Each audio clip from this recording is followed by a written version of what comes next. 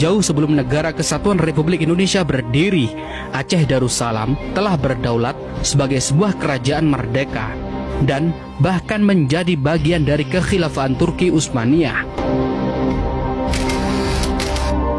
Hal ini sungguh-sungguh disadari oleh Soekarno, sehingga Soekarno mengajak dan membujuk Muslim Aceh untuk mau bergabung dengan rakyat Indonesia guna melawan penjajahan Belanda. Serta ditambah kesempatan bagi penduduk di sana untuk ikut campur mengambil bagian di dalam pemerintah. Eerste opnamen betreffende de militaire actie in Indonesië genomen op het vliegveld van Semarang. Pada saat Indonesia mengalami agresi militer Belanda, Indonesia kewalahan. Sehingga Presiden Soekarno melirik Aceh agar ikut menghadapi agresi militer Belanda.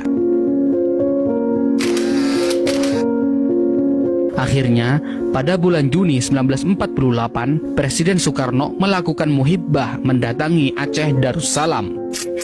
Di Aceh, Presiden Soekarno disambut gagap gempita oleh rakyat Aceh dan ditapuk sebagai pemimpin oleh para tokoh setempat. Presiden Soekarno dengan sengaja menemui Daud Bereh. Soekarno selaku Presiden Indonesia memanggil Daud Bereh dengan sebutan kakak atau kakanda. Dalam sebuah pertemuan dengan Tengku Daud Bereh, Soekarno berharap agar tokoh terkemuka Aceh itu mengajak rakyatnya dalam perjuangan melawan Belanda. Sehingga terjadilah dialog yang sampai saat ini tersimpan dengan baik dalam catatan sejarah Aceh.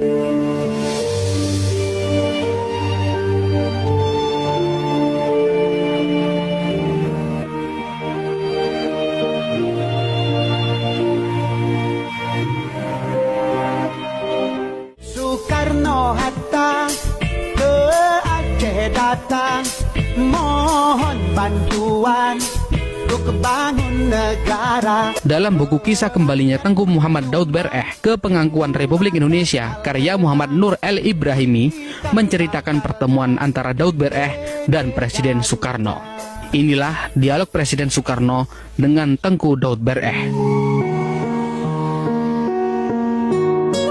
Presiden Soekarno kepada Daud Bereh, "Kakak, saya minta bantuan kakak agar rakyat Aceh turut mengambil bagian dalam perjuangan bersenjata yang sekarang sedang berkobar antara Indonesia dan Belanda untuk mempertahankan kemerdekaan yang telah kita proklamirkan pada 17 Agustus 1945 kemarin." Daud Bereh menyambut ajakan Soekarno dengan senang hati. Kemudian Daud Bereh menjawab, "Saudara Presiden, saya menyatakan sanggup memenuhi permintaan tersebut asalkan perang yang dikobarkan adalah perang sabilillah, perang untuk menegakkan agama Allah.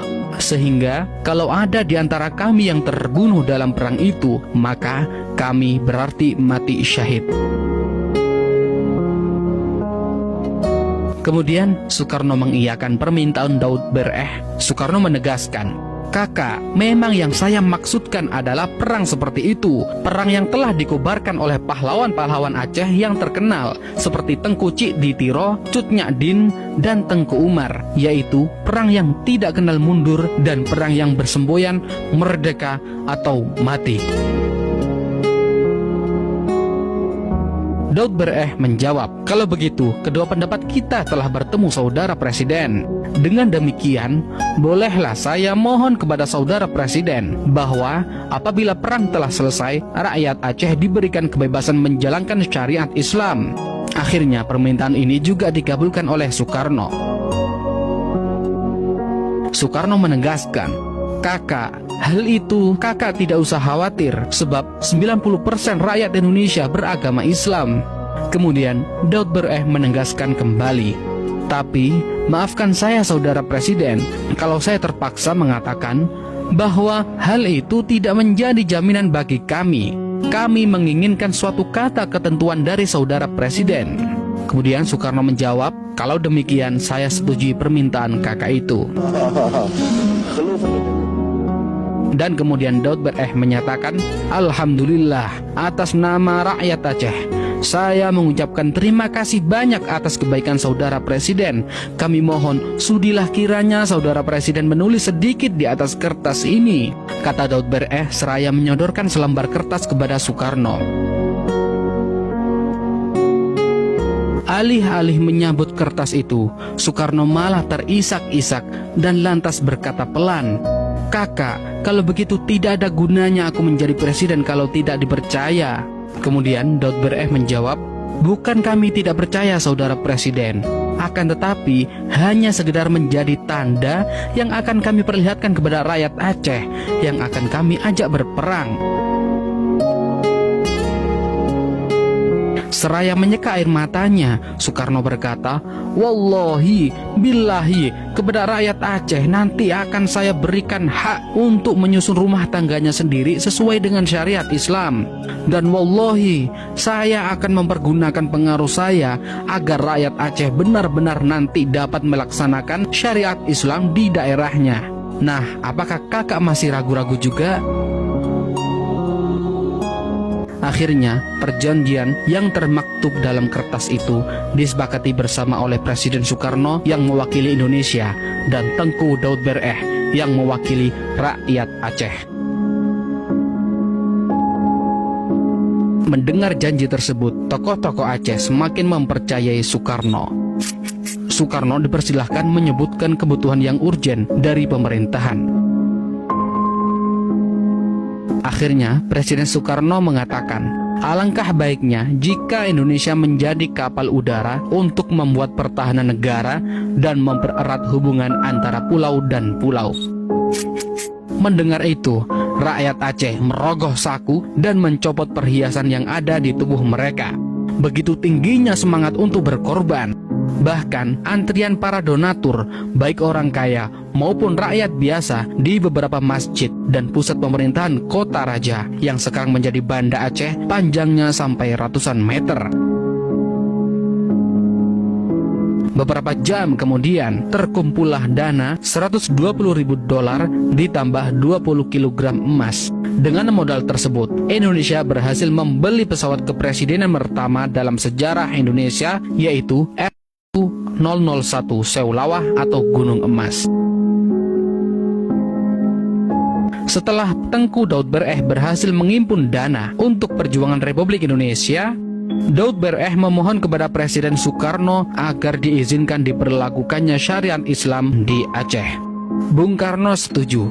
Sayangnya Soekarno kemudian tidak menepati janjinya. Where are you from? 1 tahun kemudian, pada tahun 1949, Aceh Darussalam bersedia dijadikan satu provinsi sebagai bagian dari Negara Kesatuan Republik Indonesia. Namun, pada tahun 1951, belum kering bibir mengucap, Provinsi Aceh dibubarkan pemerintah pusat dan disatukan dengan Provinsi Sumatera Utara. Jelas sudah, hal ini menimbulkan sakit hati rakyat Aceh. Aceh yang porak-poranda setelah berperang cukup lama melawan Belanda, lalu menguras dan menghibahkan seluruh kekayaannya demi mempertahankan kemerdekaan Indonesia tanpa pamrih, oleh pemerintahan pusat bukannya dibangun dan ditata kembali, malahan Aceh dibiarkan terbengkalai. Bukan itu saja, hak untuk mengurus diri sendiri pun akhirnya dicabut. Rumah-rumah rakyat, dayah-dayah, Maunesah, dan sebagainya yang hancur karena peperangan melawan penjajahan Belanda dibiarkan porak-poranda. Selain itu, demi alasan persatuan, Presiden Soekarno menolak pemberlakuan syariat Islam di wilayah manapun di Indonesia. Presiden Soekarno menegaskan dalam pidatonya di hadapan rakyat Amuntai, Kalimantan Selatan pada tanggal 27 Januari 1953, Indonesia adalah sebuah negara nasional yang berideologi Pancasila dan bukan sebuah negara teokrasi dengan haluan agama tertentu. Sebagai bentuk pertanggungjawaban politik, pada September 1953, Tengku Daud Bereh memutuskan masuk hutan dan bergabung dengan DITII atau Darul Islam Sekarmaji Marijan Kartosoewirjo. Kekecewaan terhadap Soekarno tetap digenggamnya.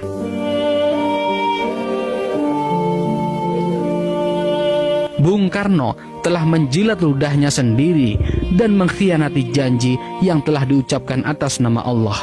Kenyataan ini oleh rakyat Aceh dulu dianggap sebagai kesalahan yang tidak pernah termaafkan. Dari fakta sejarah ini, semoga kita senantiasa mengambil hal positif yang mungkin tidak mengurangi kehormatan sang proklamator Soekarno. Karena selain kondisi Indonesia yang pada saat itu mengalami beberapa serangan Belanda, bahkan berbagai pemberontakan membuat sang proklamator sebagai sosok pemimpin pasti sulit akan membuat suatu kebijakan dan keputusan yang akan diambilnya. Itulah sejarah antara Aceh dan Presiden Soekarno. Bukalah mata hatimu wahai pemuda, salam mata hati pemuda, salam jas merah.